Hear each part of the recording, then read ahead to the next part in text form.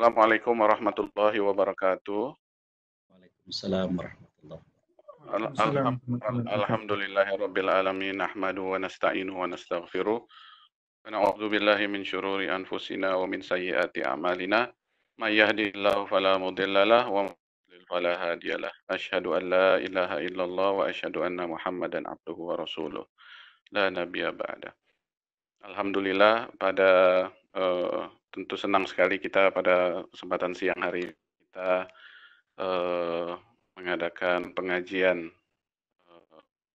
PPPRKI ya, PPPRKI yang dengan cara yang baru ya, dengan cara online yang mungkin sebelumnya berupa buka puasa bersama dengan semua pengurus PERKI, ahli jantung seluruh Indonesia, juga ada ceramahnya, silaturahminya dan lain-lain. Namun kali ini agak sedikit berbeda, kita lakukan secara online. Ya, mudah-mudahan tetap tidak mengurangi keutamaan ya dan juga pahala yang kita dapatkan. Amin amin ya rabbal alamin. Pada kesempatan kali ini kita akan mengajak para hadirin sekalian, para pengurus PERKI senior dan juga rekan-rekan sejawat, bahkan para hadirin semua untuk berbicara tentang fadilah atau keutamaan atau keberkahan Ramadan di era COVID-19. Nah, pada kesempatan kali ini kita mengundang Ustadz Dr. Agus Setiawan LCMA, seorang Ustadz pakar hadis. Namun sebelumnya kita undang Dr. Isman Firdaus sebagai Ketua PPPRKI untuk memberikan sambutan. Silakan Dr. Isman.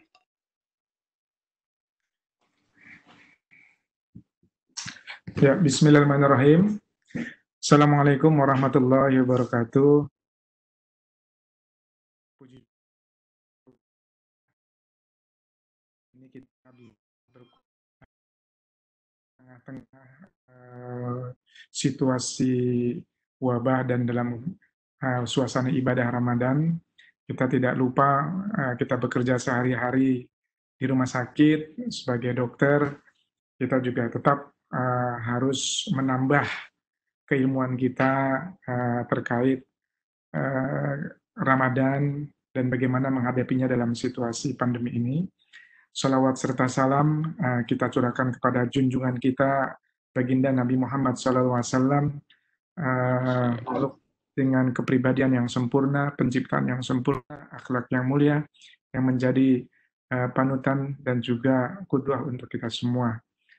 Yang saya hormati Ustadz Agus Setiawan dan juga Dr. Amir Aziz sebagai moderator.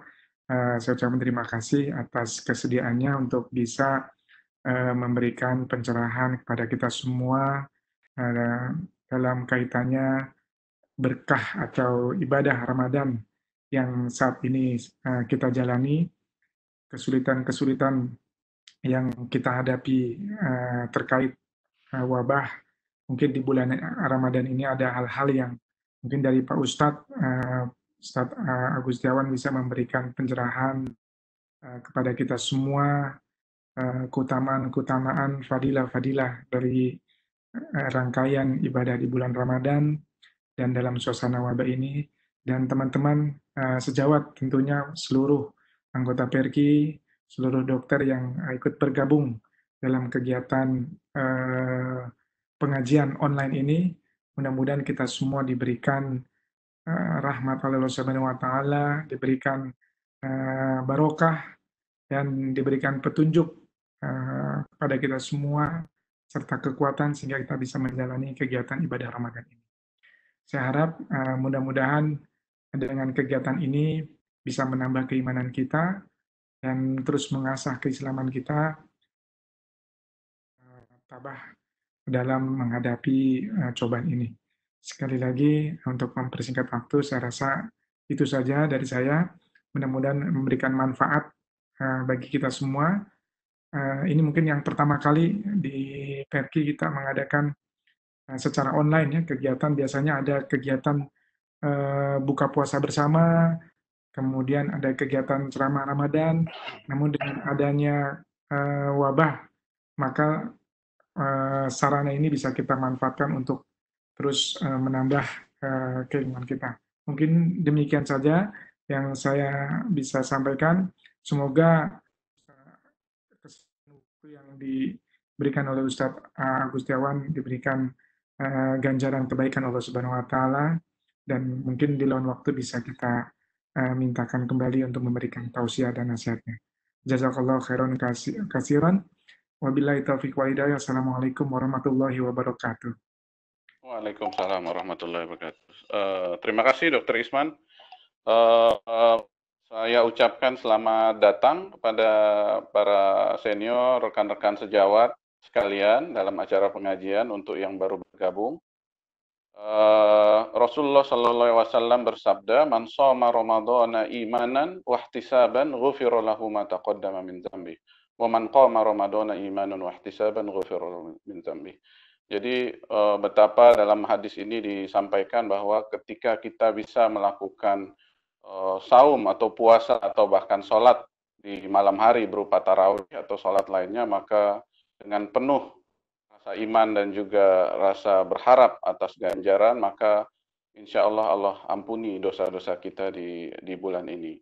Namun di era COVID ini ada keterbatasan dalam ibadah, ya, baik itu tarawih mungkin kita tidak bisa lakukan, dan mungkin yang sebagian dari kita juga sangat sedih karena dalam seumur hidup mungkin sudah 2 bulan tidak sholat Jumat berjamaah. Nah itu luar biasa mungkin perasaan kita, ya. Nanti mungkin Ustadz Dr. Agus Setiawan bisa menyampaikan bagaimana mengatasi kegundahan kita ini yang sudah tidak Jumatan gitu, ya. Ada rasa kurang gitu, ya, rasa tidak pas gitu, ya. Tapi apa boleh buat, karena untuk kebaikan bersama, mudah-mudahan pandemi COVID ini segera berlalu, dan mohon rekan-rekan sejawat sekalian untuk menyiapkan pertanyaan. Selanjutnya saya berikan kesempatan pada Dr. Agus Setiawan untuk menyampaikan ceramahnya selama kurang lebih 30 menit. Setelah itu kita akan tanya jawab sampai sekitar pukul 2:30 waktu Indonesia Barat. Demikian. Silakan Dr. Agus. Terima kasih Dr. Amir. Bismillahirrahmanirrahim. Assalamualaikum warahmatullahi wabarakatuh. Waalaikumsalam. Alhamdulillahilladzi arsala rasulahu bil huda wa dinil haq liyuzhirahu 'alad dini kullihi wa kafa billahi syahida.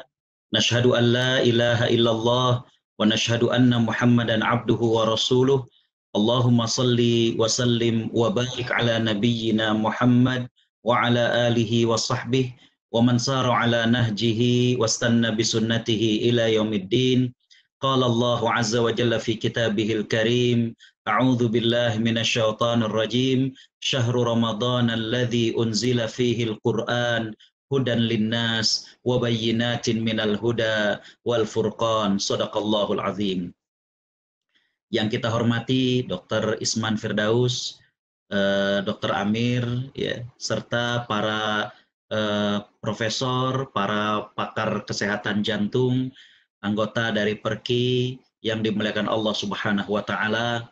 Hari ini adalah hari yang ke-20 di bulan suci Ramadan 1441 Hijriah, merupakan sebuah keistimewaan dan kemuliaan bagi kita mendapatkan begitu banyaknya karunia dari Allah Subhanahu wa taala. Sudah sepantasnya lah kita bersyukur kepada Allah Subhanahu wa taala, dan kita berharap mudah-mudahan Allah Subhanahu wa taala menerima amal ibadah kita dan Allah menutupi dan menyempurnakan kekurangan-kekurangannya. Tidak lupa selawat teriring salam kita haturkan kepada panutan kita Nabi Muhammad SAW, yang kita berharap mudah-mudahan Allah Subhanahu wa taala mempertemukan kita dengan beliau di surganya. Amin ya rabbal alamin. Para dokter yang mengharapkan surga Allah Subhanahu wa taala, kita akan melihat bagaimanakah Allah Subhanahu wa taala menginginkan di sebalik dari pandemi ini. Next, slide yang pertama. Allah Subhanahu wa taala berfirman dalam surat As-Sajdah ayat ke-21 sampai ayat 22. A'udzu billahi minasyaitonir rajim. Wa lanudhiqannahum minal 'adzabil adna dunal 'adzabil akbari la'allahum yarji'un. Wa man azlamu mimman dzukkira bi ayati rabbih thumma a'rada 'anha Inna minal mujrimina muntaqimun. Allah Subhanahu wa taala mengatakan dalam surat As-Sajdah ayat 21 sampai ayat 22 ini, dan sungguh kami akan menimpakan wabah kepada mereka, wabah yang kecil dibandingkan nanti di akhirat, ya. Al-adzabil adna, azab yang minimalis, azab yang kecil dibandingkan al-adzabil akbar, nanti bagaimana azab yang besar di sisi Allah Subhanahu wa taala. Untuk apa? Allah Subhanahu wa taala mengatakan la'allahum yarji'un, agar mereka kembali ke jalan yang benar, agar manusia tidak sombong. Makhluk yang hanya sekian nano, yang sangat kecil, tapi ternyata begitu mematikan, sampai sekian orang ya terkena dengan virus seperti ini, ya. Agar kemudian kita juga bersyukur kepada Allah Subhanahu wa taala. Kita tersadar bahwa selama ini betapa banyak nikmat yang Allah berikan kepada kita. Ternyata kumpul dengan kolega, kumpul dengan teman sejawat, kumpul dengan para senior, nikmat ternyata, ya. Kita baru tersadar ketika pandemi, ya Allah, kita semuanya terbatas melakukan itu. Mudik itu merupakan nikmat dari Allah, berjumpa orang tua, berjumpa dengan keluarga, nikmat dari Allah Subhanahu wa taala, ya. Bagaimana kita punya perasaan tenang dengan kita bekerja, ya. Sekarang bagaimana perasaan khawatir, cemas, was-was dan lain sebagainya. Jadi kembali bahwa ya, wabah yang Allah timpakan kepada manusia sebenarnya kecil dibandingkan nanti di akhirat. Dan apa yang Allah inginkan di sebalik wabah ini, la'allahum yarji'un, agar mereka kembali ke jalan yang benar. Allah melanjutkan di ayat ke-22, wa man azlamu mimman dzukira bi ayati rabbi, dan adakah yang lebih zalim, adakah yang lebih bandel lagi, ya, adakah yang lebih tuli, ya, daripada orang-orang yang diingatkan dengan ayat-ayat Allah Subhanahu wa taala, tsumma a'rada anha, tapi kemudian mereka berpaling daripada Allah Subhanahu wa taala. Inna minal mujrimina muntaqimun, maka kami akan memberikan balasan kepada orang-orang yang berdosa. Jadi para dokter sekalian, pandemi ini adalah agar kita kembali kepada Allah Subhanahu wa taala, agar kita tunduk, agar kita kemudian takut kepada Allah Subhanahu wa taala, sadar kembali betapa kecilnya kita dibandingkan Allah Subhanahu wa taala, sadar akan tugas kita sebagai manusia, bahwa kita akan kembali kepada Allah Subhanahu wa taala. Next berikutnya. Kalau kemudian ada di antara manusia, ketika Allah ingatkan dengan wabah, ketika Allah ingatkan dengan pandemi, tapi kemudian tidak juga mau kembali kepada Allah, berarti hatinya keras, berarti dia sudah dikuasai oleh setan. Next berikutnya, Allah Subhanahu wa taala berfirman dalam surat Al-An'am, ya. Slide berikutnya. Dalam surat Al-An'am Allah berfirman, a'udzubillahi minasyaitonir rajim, falaula idz ja'ahum ba'suna tadarru'u, mengapa mereka tidak tunduk juga kepada Allah Subhanahu wa taala ketika kami sudah menimpakan kepada mereka musibah, ketika Allah sudah berikan wabah, kalau hatinya tidak juga tunduk, Allah mengatakan walakin qasat qulubuhum, hati mereka itu keras, ya. Melihat bagaimana kuasanya Allah dengan makhluk yang sangat kecil, mestinya kemudian menjadi tunduk, ya Allah, hamba ini lemah, kehebatan hamba ini tidak ada apa-apanya, ya Allah, ya. Dan kemudian mestinya menjadikan manusia itu kemudian bersyukur kepada Allah Subhanahu wa taala. Namun kalau juga tidak kembali kepada Allah, tidak tunduk, tidak takut kepada Allah, maka Allah mengatakan hati mereka itu keras, ya. Wa zayyana lahumus syaitanu ma kanu ya'malun, setan menghiasi amal-amal mereka dengan kemaksiatan-kemaksiatan seolah-olah menyenangkan, dengan jauh dari Allah seolah-olah membahagiakan, ternyata tidak. Kita lihat bagaimana Allah Subhanahu wa taala pernah mengazab, ya. Allah sudah memberikan peringatan tapi kemudian mereka tidak juga mendengar, ya. Para dokter yang dimuliakan Allah, kita mengenal Santorini, kawasan yang begitu indahnya. Beberapa pakar melihat mengapa garisnya begitu lurus, ya, batas ini. Dan ketika mereka kemudian meneliti, ternyata la haula wa quwwata illa billah. Di bawah itulah yang kemudian dulu kota yang hilang, yang pernah dikenal dengan Atlantis. Ya. Saya pernah dalam salah satu undangan ke Amerika. Waktu itu saya keliling ke 10 state. Salah satunya ke Los Angeles. Dan ketika di Los Angeles mereka bertanya, Ustadz hari ini kosong jadwalnya. Ustadz mau kemana? Apa mau jalan-jalan? Ya. Saya bilang jalan-jalan kemana? Kali Ustadz pengen ke Beverly Hills, daerah yang gedongannya. Saya bilang nggak usah. Saya bilang, oh Beverly Hills juga sudah bukan orang Amerika yang banyak tinggal. Bill Gates juga tidak tinggal di situ. Kebanyakan orang-orang Asia. Mereka kemudian mengatakan, Ustadz bagaimana kalau ke exhibition? Sekarang ini sedang ada pameran tentang Pompei. Saya tertarik, saya ke sana. Waktu itu belum ada film Pompei-nya. Subhanallah. Pompei adalah kaum yang Allah sempat berikan nikmat kepada mereka. Mereka tinggal di lahan yang subur. Ya. Selain dari daerah mereka tinggal, mereka kemudian berada di pinggir danau. Setelah danau itu gunung, jadi pemandangannya gunung, tapi kemudian danau, lahan mereka subur, mereka sudah mengenal bercocok tanam, mereka sudah mengenal bagaimana membuat roti, tapi mereka banyak bermaksiat. Setelah kita melihat begituan, maka kemudian ada satu ruangan yang khusus untuk mereka yang berusia 18 tahun ke atas. Ternyata ketika saya masuk, innalillah, la haula wala quwata illa billah. Bagaimana figura-figura, lukisan-lukisan dinding yang menunjukkan bagaimana adegan-adegan, bagaimana posisi-posisi seks yang biasa mereka lakukan. La haula wala quwata illa billah. Allah azab mereka. Dengan cara apa? Gunung Merapi tersebut itu bukan memuntahkan lahar, bukan memuntahkan batu-batuan, bukan. Tapi Gunung Merapi ini kemudian menyemburkan abu-abu, ya. Halus debu-debu itu, ya.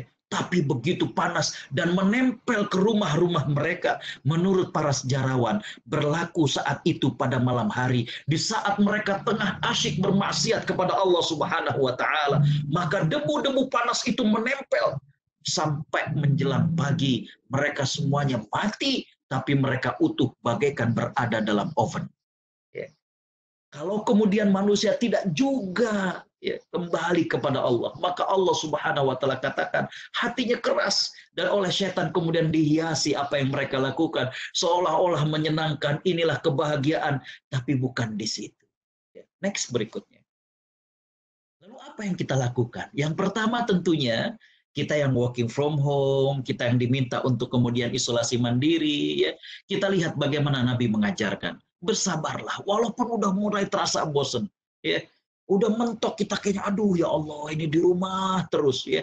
Saya punya anak umur 6 tahun, dia udah mulai bosan, ya. Mainan sudah dikeluarkan semuanya. Dia mau ngegambar silakan, mau mewarnai silakan, mau puzzle bongkar pasal silakan, tapi udah mulai bosan, ya. Tadi kata dokter Amir udah hampir 2 bulan, ya.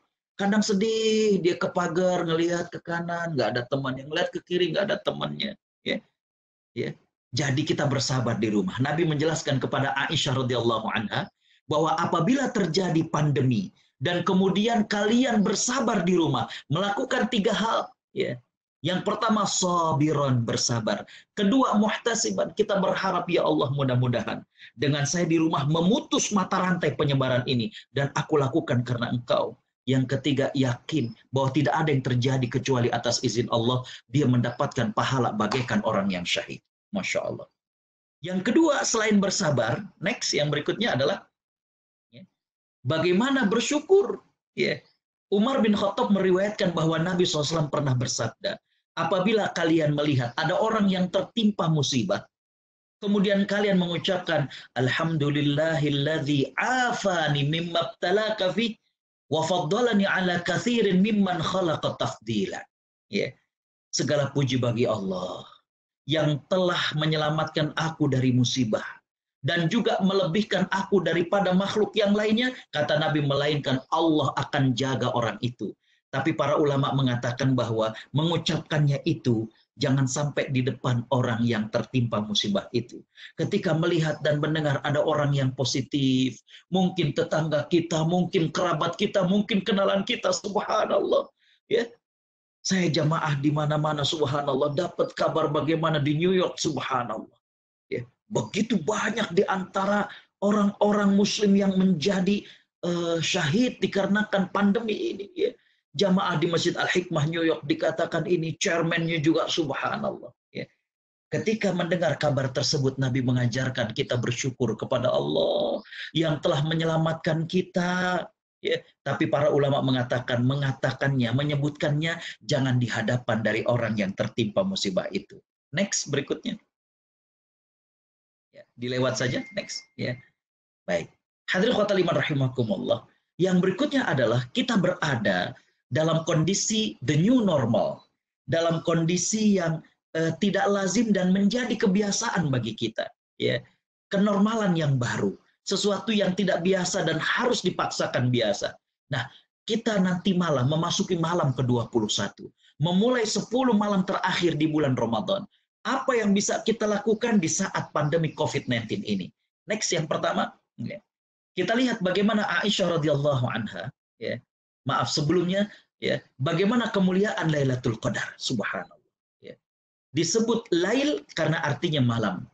Qadar memiliki dua makna. Yang pertama adalah takdir, karena Allah Subhanahu wa Ta'ala pada malam ini Allah Subhanahu wa Ta'ala akan menentukan, selain memang sudah Allah catat sebelumnya, tapi di malam Lailatul Qadar Allah Subhanahu wa Ta'ala akan memberikan keberkahan kepada orang yang beribadah di malamnya.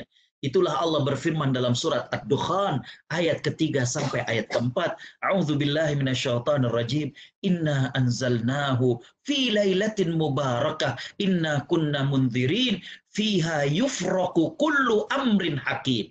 Lihat di ayat keempatnya, malam itu dijelaskan segala urusan dengan penuh hikmah. Jadi artinya apa yang sudah menjadi catatan Allah Subhanahu wa Ta'ala, maka di malam Lailatul Qadar ketika kita berdoa, ya Allah, semoga kau jaga anak hamba, semoga kau selamatkan hamba, ya, maka pada saat Lailatul Qadar Allah Subhanahu wa Ta'ala rubah, ya, tergantung dari bagaimana ibadah dan permohonan sang hamba, ya, itulah Lailatul Qadar, ya. Lail, malam, Qadar adalah takdir, ya. Next berikutnya. Yang berikutnya adalah di antara kemuliaan Lailatul Qadar adalah Allah Subhanahu wa Ta'ala berfirman, Lailatul Qadri khairun min alfi syahr. Ya, coba lihat bagaimana perbandingan itu mestinya apple to apple. Malam ini lebih baik dari malam kemarin. Hari ini lebih baik dari hari kemarin. Tapi Allah Subhanahu wa Ta'ala membandingkan satu malam ini lebih baik dari 1000 bulan. Tidak apple to apple. Ini menunjukkan berkahnya. Ya. Di mana umat Nabi Muhammad SAW, walaupun usianya tidaklah sepanjang umat Nabi sebelum Nabi Muhammad, tapi kita bisa kemudian meraih keberkahan ini. Dan bukan itu saja, tanazzalul malaikatu warruh. Ya. Allah Subhanahu wa Ta'ala memerintahkan kepada malaikat untuk turun. Sehingga makna Lailatul Qadar, tadi yang pertama adalah malam, di mana Allah akan menakdirkan, Allah akan menuliskan apa yang akan berlaku kepada manusia. Yang kedua, Qadar artinya adalah sempit. Di sini untuk menunjukkan bahwa begitu banyaknya malaikat yang Allah turunkan, ya, sampai mereka berdesak-desakan untuk kemudian mencatat siapakah, ya, di antara hambanya yang berdoa kepada Allah Subhanahu wa Ta'ala. Next yang berikutnya. Ya. Kapan Lailatul Qadar itu? Ya. Nabi SAW bersabda, taharrau Lailatul Qadri fil witri minal ashril awakhir min Ramadan. Ya. Nabi SAW minta kepada kita untuk mencari di malam-malam terakhir, khususnya yang ganjil di 10 malam yang terakhir. Nah ini nanti malam sudah malam ganjil. Malam ke-21, maka bagi kita untuk kemudian memburu Lailatul Qadar ini. Next berikutnya. Bahkan sahabat Abdullah bin Umar radhiyallahu anhuma, beliau menyampaikan bahwa kalaulah kita, ya, ini ada kesibukan atau mungkin kita lemah dan lain sebagainya, Nabi SAW bersabda bahwa jangan sampai kita terlewat di 7 malam yang tersisa. Ya. Jadi kembali bahwa ini menunjukkan bahwa kalaulah misalkan, nanti malam kita masih sibuk atau kita sempat ketiduran, maka kata Nabi SAW, don't miss. Jangan sampai terlewat 7 malam yang terakhir. Karena disitulah Allah Subhanahu wa Ta'ala menyediakan Lailatul Qadar. Next berikutnya. Apa tanda Lailatul Qadar? Sahabat Abdullah bin Abbas radhiyallahu anhuma, beliau menjelaskan kepada kita bahwa tanda Lailatul Qadar bahwa malam itu, ya, adalah malam yang tidak terlalu panas Dan malam itu juga tidak terlalu dingin. Jadi malaikat turun dan membuat keadaan itu syahdu. Membuat keadaan itu khusyuk. Jadi malam itu, kata sahabat Ibnu Abbas, penuh dengan kekhusyuan. Kalau misalkan sebelum maghrib itu ada bagaimana angin besar atau hujan, maka setelah isya, tenang, hening, khusyuk, syahdu. Ya. Kalau misalkan sekarang Ramadan ini di Australia sedang musim dingin, biasanya dingin, maka malam itu tidak sedingin seperti biasa. Tahun lalu saya Ramadan di Kuwait, musim panas, Masya Allah. Awal musim panas itu sudah 47 derajat. Maka kemudian pada saat Lailatul Qadar, yang ada adalah tidak terlalu panas. Itu tanda malam harinya. Next, berikutnya. Sahabat Ubay bin Ka'ab mengatakan, tanda kalau paginya itu matahari terbit ya, dengan terang, cerah, tapi cahayanya tidak membuat terik kepada kulit kita. Jadi cahayanya tidak membuat perih kepada tubuh kita. Dia terang, bersinar, bersih. Ya, itulah tanda kalau malam harinya adalah Lailatul Qadar. Next yang berikutnya. Hadirin khotimah rahimakumullah, apa yang dilakukan oleh Nabi Shallallahu Alaihi Wasallam? Ya, di saat pandemi COVID-19 seperti ini, ya, apa yang bisa kita lakukan? Kita contoh Nabi SAW. Yang pertama, Aisyah radhiyallahu anha menceritakan, karena Rasulullah sallallahu alaihi wasallam yajtahidu fil ashril awakhir ma la yajtahidu fi ghairi. Nabi sallallahu alaihi wasallam bersungguh-sungguh di 10 malam terakhir ya, melebihi daripada hari-hari yang sebelumnya. Jadi di sini menunjukkan bagaimana Nabi sallallahu alaihi wasallam meningkatkan ya ibadah beliau di 10 malam terakhir. Next, apa yang beliau lakukan? Ya. Yang beliau lakukan iktikaf. Aisyah radhiyallahu anha cerita bahwa Nabi SAW biasa beriktikaf di 10 hari yang terakhir di bulan Ramadan. Setelah beliau wafat, maka kemudian istri beliau melanjutkan beriktikaf. Para dokter yang dimuliakan Allah Subhanahu wa taala, Nabi SAW betul-betul fokus pada saat beliau iktikaf. Sehingga diriwayatkan bahwa beliau tidak banyak berbicara dengan sahabat. Bahkan Imam Ibnul Qayyim Al-Jauziyah mengatakan bahwa beliau sampai tidak menjenguk orang yang sakit. Betul-betul beliau konsentrasi beribadah. Ya. Jadi beliau memutuskan dari kesibukan-kesibukan dunia. Bagi kita berarti kita mungkin iktikaf di rumah. Sediakan ruangan bagi kita untuk beribadah. Misalkan kamar, misalkan ruang tamu, ya. Kita makan boleh di ruang makan, tidur boleh di ruang tidur kita, tapi esensi dari iktikaf adalah kita tidak disibukkan dengan urusan dunia kita. Ya. Jangan disibukkan kita dengan, maaf, televisi kita, jangan disibukkan dengan media sosial kita. Jadi bagaimana kita fokus untuk beribadah kepada Allah Subhanahu wa taala. Nabi tetap mandi, Nabi tetap menyisirkan rambutnya, merapikan rambutnya, ya. Di mana hadirin khotimah rahimakumullah, Aisyah radhiyallahu anha cerita, Nabi terkadang menjulurkan kepalanya. Jadi kuburan Nabi, makam Nabi itu dulunya kamar Aisyah, berdempetan dengan Masjid Nabawi. Maka Nabi menjulurkan kepalanya, kata Aisyah, kuntu urajjiluhu, aku kemudian merapikan dan menyisirkan rambut Nabi SAW. Nabi tetap memakai pakaian yang bersih. Nabi SAW tetap memakai wangi-wangian. Jadi kembali bahwa iktikaf kita bisa lakukan saat pandemi ini, yaitu tadi saya katakan bagaimana ada suatu tempat khusus bagi kita untuk beribadah dan kita kemudian tidak disibukkan dengan urusan dunia kita. Next, berikutnya. Qiyamul Lail. Selain tarawih, maka kita bisa menambahkan dengan Qiyamul Lail, ya. Di sepertiga malam terakhir kita tambahkan, ya. Kalau pada saat tarawih kita sudah witir, maka pada saat Qiyamul Lail kita tidak perlu untuk berwitir lagi. Karena Nabi SAW bersabda, la witrani fil lail, tidak boleh ada 2 witir dalam satu malam. Next, berikutnya. Selain Qiyamul Lail, kita bisa tilawah, baca Al-Quran, zikir, berdoa. Ya. Nabi SAW mengatakan di setiap malam, ya, ada waktu yang dimana seorang mukmin ketika berdoa, maka Allah Subhanahu wa taala akan kabulkan. Kapan itu? Next, yang berikutnya. Ya. Itu adalah di sepertiga malam yang terakhir. Allah Subhanahu wa taala turun ke langit dunia. Ya. Dan kemudian Allah bertanya, adakah yang berdoa, aku akan kabulkan. Adakah yang minta ampunan, aku akan ampuni. Adakah yang meminta dan aku akan beri kepadanya. Ya. Jadi kembali bahwa hadirin khotimah rahimakumullah, di sini para ulama, di antaranya Imam Ad-Dhahhak, saya ingin katakan, untuk meraih Lailatul Qadar tidak disyaratkan di masjid, tidak disyaratkan harus iktikaf. Wanita yang berhalangan, wanita yang tidak ke masjid, atau para dokter yang sedang bertugas, atau kemarin saya mengisi mereka yang kerja di Bea Cukai, mereka yang sedang menjalankan tugas memeriksa kontainer dan lain sebagainya, berpeluang untuk meraih Lailatul Qadar.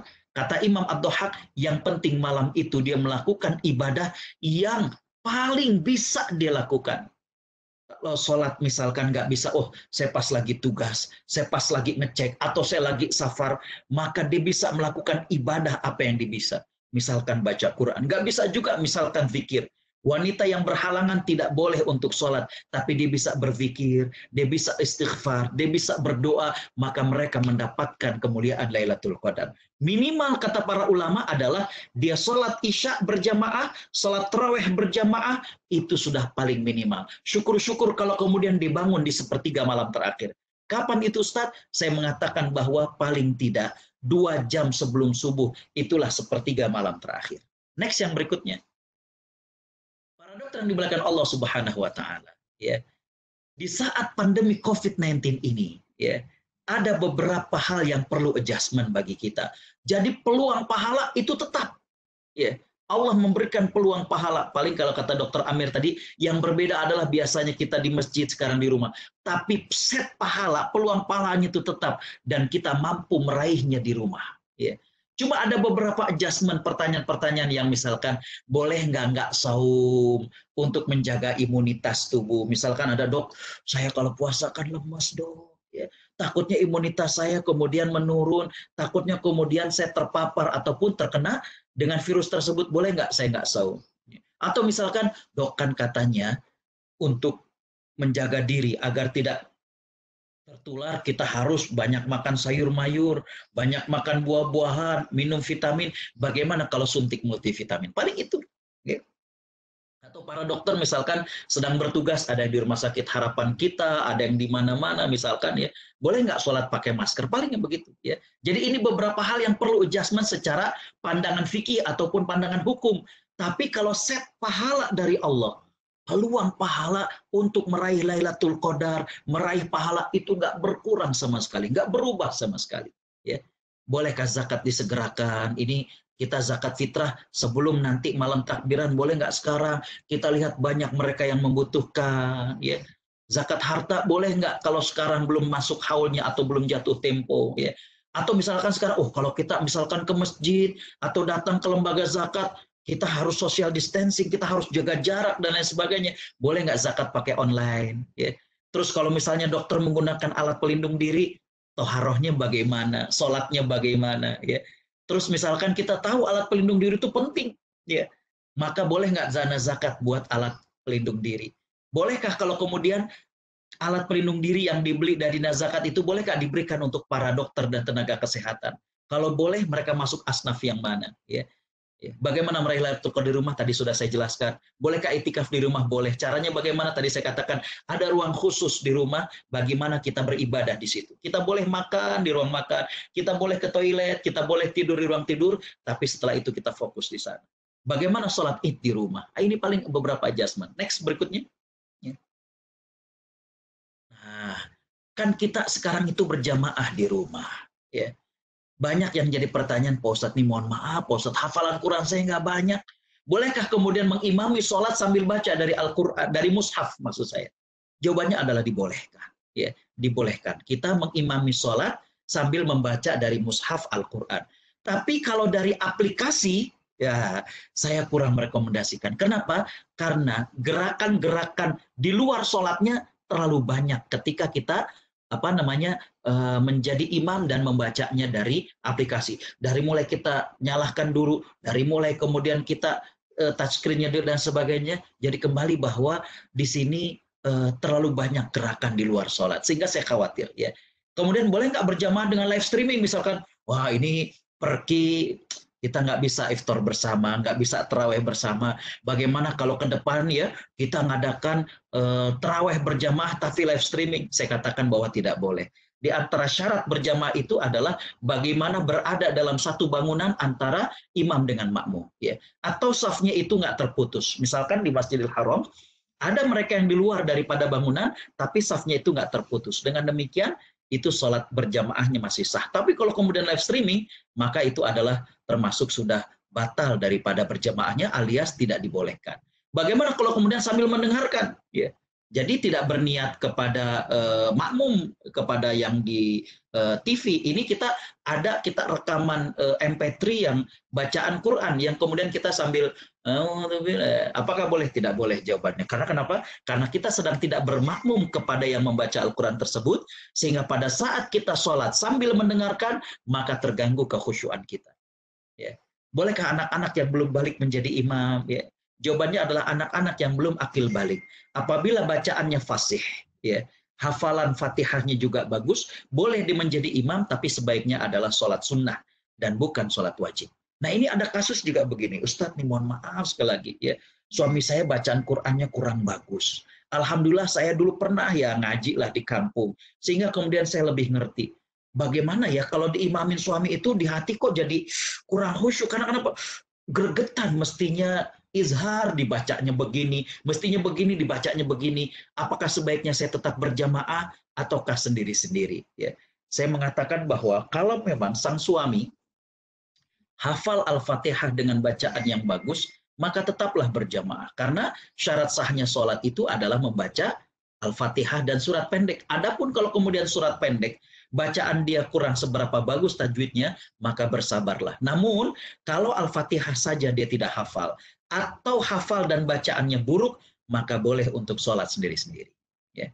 Jadi kembali bahwa hadirin khotal iman rahimakumullah, Allah Subhanahu wa Ta'ala ya memberikan peluangnya pahala sama, cuma yang perlu kita adjust adalah beberapa pertanyaan ini. Next berikutnya, ya. Nah, kalau ini berkaitan dengan pasien yang positif, ya, bagaimana hukumnya toharoh bagi pasien yang positif COVID, bagaimana tata cara sholat bagi pasien yang positif. Kalau pasien yang positif COVID ini boleh nggak puasa? Kalau nggak puasa, terus mereka wajib qadha mengganti atau fidyah. Terus bagaimana pengurusan jenazahnya? Boleh nggak kalau keluarganya pengen menyolatkan? Bagaimana secara hukumnya kalau yang menyolatkan itu hanya dari pihak rumah sakit yang memandikan? Nah ini beberapa pertanyaan yang muncul, tapi hadirin khotal iman rahimakumullah, kembali saya katakan bahwa ini tidak mengurangi pahala. Next, ya. Sebagai closing statement dalam 1 menit saya ingin katakan bahwa pandemi Allah Subhanahu wa Ta'ala maksudkan agar kita kembali kepada Allah Subhanahu wa Ta'ala, agar kita kembali ke jalan yang benar. Mungkin selama ini betapa banyak Allah memberikan nikmat, tapi kita kurang merasa bersyukur. Maka Allah Subhanahu wa Ta'ala berikan pandemi ini agar kita kembali ke jalan Allah Subhanahu wa Ta'ala. Dan Allah Subhanahu wa Ta'ala mengecam orang-orang yang hatinya keras sehingga kemudian tidak mau mengambil ibroh dari apa yang terjadi. Dan saya katakan bahwa di bulan Ramadan saat pandemi, set pahala dari Allah Subhanahu wa Ta'ala itu tetaplah sama, dan kita bisa mengoptimalkan 10 hari terakhir ini untuk meraih Lailatul Qadar dengan beragam rangkaian ibadah yang sudah tadi saya jelaskan, baik dengan qiyamul lail, baik dengan berzikir, baik dengan berdoa, baik dengan kita membaca Al-Quran, dan lain sebagainya. Saya kira demikian yang bisa saya sampaikan. Saya kembalikan kepada Dr. Amir. Jazakumullah ahsanal jaza. Wassalamualaikum warahmatullahi wabarakatuh. Waalaikumsalam warahmatullahi wabarakatuh. Terima kasih jazakallah khair kepada Ustadz Dr. Agus Setiawan yang telah menjelaskan mengenai banyak hal berkaitan dengan berkat Ramadan ini. Dan mohon maaf sebelumnya nih Ustadz, saya lupa membacakan CV tadi. Jadi Ustadz Dr. Agus Setiawan ini menyelesaikan S1 di Al-Azhar University Kairo, Mesir, dan S2 di Omdurman University di Sudan, dan S3 di UKM Malaysia dengan jurusan tafsir hadis. Dan saat ini aktif di IZI ya Ustadz ya, Dewan Pengawas Inisiatif Zakat Indonesia. Dan juga sering berpergian ke luar negeri ya, sebagai Ustadz, Dai 5 benua ya, jadi banyak ke Amerika, Eropa, Australia, dan juga negara-negara lain. Mungkin saya buka untuk sesi pertanyaan, mungkin untuk beberapa menit ke depan. Kalau ada yang mau menanyakan, silakan langsung saja. Di chat sudah ada yang bertanya nih.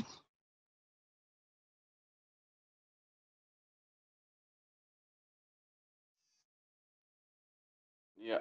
Ada pertanyaan tentang sholat Id. Iya.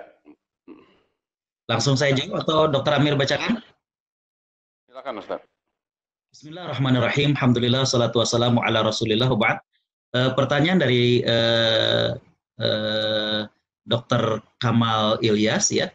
Ustadz, bagaimana pelaksanaan sholat Id di masa pandemi? Ya, ada beberapa pendapat yang mengatakan bisa sholat Id di rumah dengan anggota keluarga. Baik, Bismillahirrahmanirrahim. Alhamdulillah, salatu wassalamu ala rasulillah. Bagus sekali pertanyaannya tentang sholat Id. Dijelaskan dalam kitab-kitab fikih bahwa apabila seseorang terlambat atau berhalangan untuk sholat Id, maka dia bisa melakukannya di rumah. Jadi dengan ini kita masuk yang menghadapi kendala, ya, di mana kita tidak boleh untuk berhimpun dan berkumpul, sehingga dengan demikian maka kita bisa melaksanakan sholat Id di rumah. Pelaksanaan sholat Id di rumah ini ada dua. Yang pertama adalah kita berjamaah dengan anggota keluarga.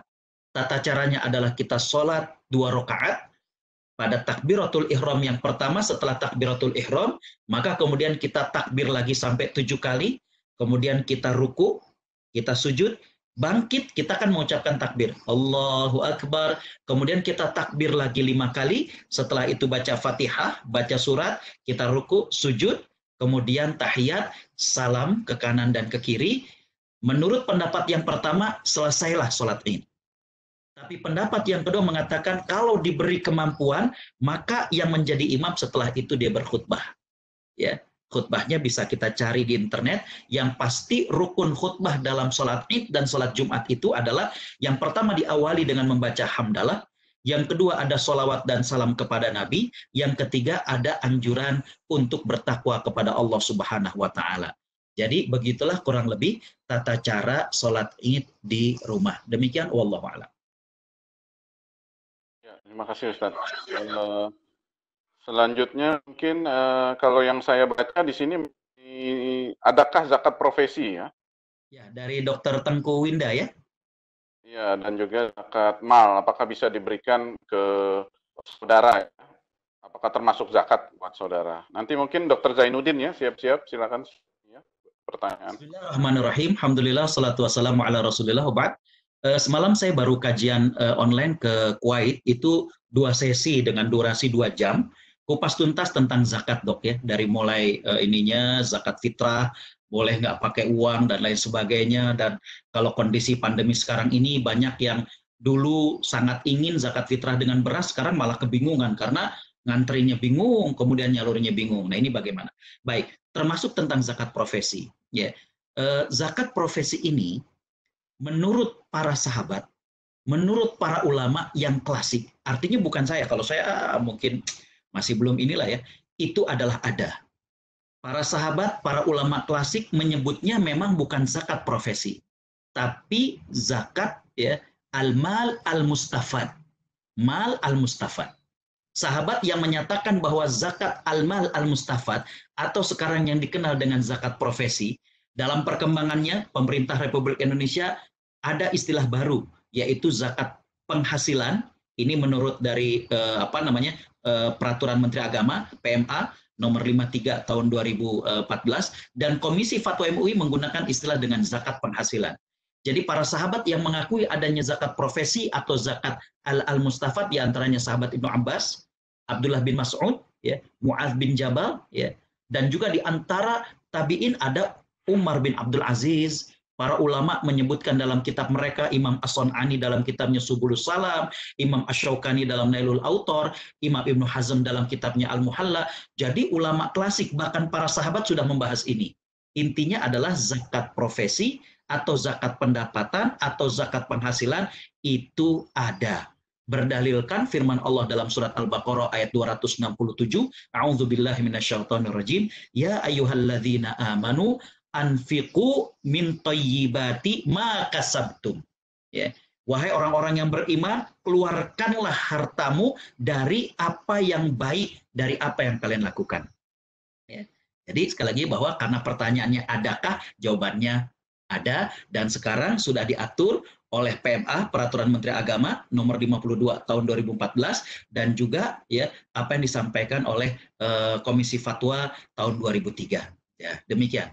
Kalau tentang caranya dan lain sebagainya, saya kira ini pertanyaannya hanya ada dan tidak ada. Jawabannya adalah ada. Wallahu alam. Yang berikutnya dari Dr. Yusra tentang zakat mal, ya. Untuk saudara ya, untuk saudara. Baik. Bismillahirrahmanirrahim. Alhamdulillah wassalatu wassalamu ala Rasulillah. Ba'd. Terima kasih Dr. Yusra terkait dengan zakat mal atau zakat harta. Di sini untuk penerima manfaat ataupun mustahik daripada zakat, Allah menjelaskan dalam surat At-Taubah ayat 60 itu ada 8. Ya. Namun di sini dikatakan oleh para ulama ada 4 kelompok yang tidak boleh menerima zakat. 4 kelompok yang tidak boleh menerima zakat. Yang pertama adalah orang yang kaya banget, kecuali kalau orang yang kayanya ini amil zakat. Karena kenapa? Karena dia menerima zakat bukan karena dia fakir, tapi karena dia bekerja sebagai amil. Itu boleh, walaupun dia kaya, dia boleh. Yang kedua yang tidak boleh menerima zakat adalah orang kafir. Baik dia zakat fitrah maupun zakat harta, dia tidak boleh menerima daripada uang zakat. Ya. Walaupun orang kafir ini adalah fakir dan miskin. Kecuali dari sedekah dan infak. Yang ketiga, nah ini yang berkaitan dengan pertanyaannya, yaitu mereka yang menjadi tanggung jawab kita.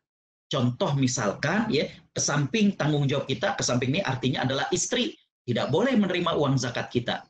Ke atas orang tua, ibu, bapak, nggak boleh kita ngasih dari uang zakat. Ke bawah, yaitu anak, dia tidak boleh kita kasih dari uang zakat. Tapi kakak, keponakan, paman, itu boleh untuk menerima zakat.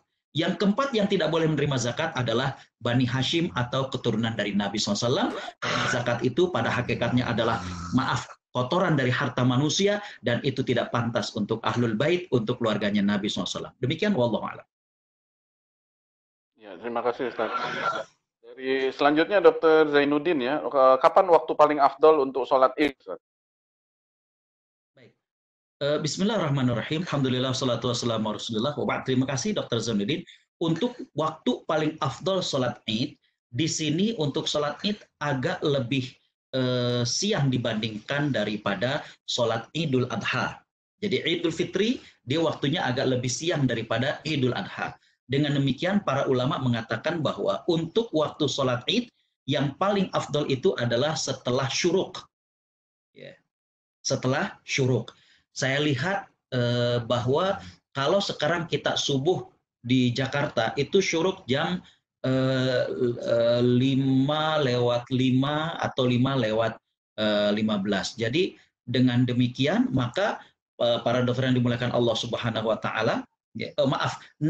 Nah, maaf saya salah. 6:05 atau 6:15 itu sudah syuruk, sehingga dengan demikian 6:30 itu sudah bisa kita sholat Idul Fitri, ya.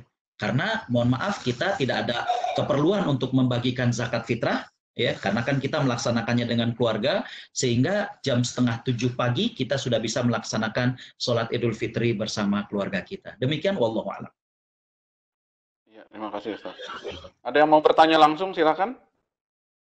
Mohon maaf namanya nggak keluar nih di ini saya, di HP saya. Silakan.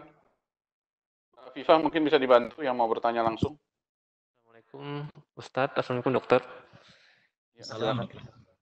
Izin bertanya dokter, Ustadz, apakah ada keutamaan atau perbedaan keutamaan antara kita sholat atau itikaf di masjid sama yang di rumah? Kemudian yang kedua itu terkait zakat mal, apakah ada syarat untuk bisa dikeluarkan zakat mal? Mohon penjelasannya Ustadz.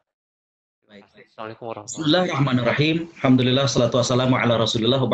Terima kasih Dok, bahwa berkaitan dengan iktikaf, ya, memang pada dasarnya iktikaf itu adalah di masjid. Allah Subhanahu wa taala berfirman, "A'udzubillahi minasyaitonir rajim, wa antum aakifuna fil masajid." ya, engkau tidak boleh mencampuri istrimu sedangkan engkau iktikaf di masjid. Dengan demikian, hukum asal iktikaf itu adalah di masjid. Namun dalam kondisi yang terbatas seperti ini, dalam kita memiliki uzur seperti ini, maka ini mendapatkan keringanan dan pahalanya insya Allah sama dengan bagaimana iktikaf di masjid. Karena dalam kaidah fikih dikatakan al-ma'dzur ma'jur. Orang yang ada uzur ataupun sebab syar'i, maka ma'jur, dia tetap mendapatkan pahala dari Allah Subhanahu wa taala. Jadi kita iktikaf di rumah ini bukan karena kita malas, bukan karena kita lalai, tapi karena memang kita kondisi tengah wabah seperti ini, maka insya Allah al-ma'dzur, ma'jur, orang yang ada uzur, maka dia tetap mendapatkan pahala. Yang kedua tentang zakat harta. Ya. Untuk zakat harta ini, betul zakat harta ya, zakat mal, para dokter yang dimakan Allah Subhanahu wa taala, syarat yang paling utama itu dua. Walaupun ada syarat yang lain, tapi mungkin syarat yang lain sudah diketahui. Syarat yang paling utama itu adalah yang pertama mencapai nisab, yang kedua itu adalah mencapai haul. Nisab untuk zakat harta ini 85 gram emas. Saya cek harga emas di saat pandemi ini, kalau dulu 500.000, sekarang sudah 600.000. Sehingga dengan demikian 600.000 kali 85 gram yaitu 51 juta. Ya. Ketika para dokter punya tabungan, atau tabungan plus dengan logam mulia. Yang penting itu adalah harta, ya, deposito, tabungan, reksadana, saham dan lain sebagainya, mata uang asing, pokoknya yang bersifat harta.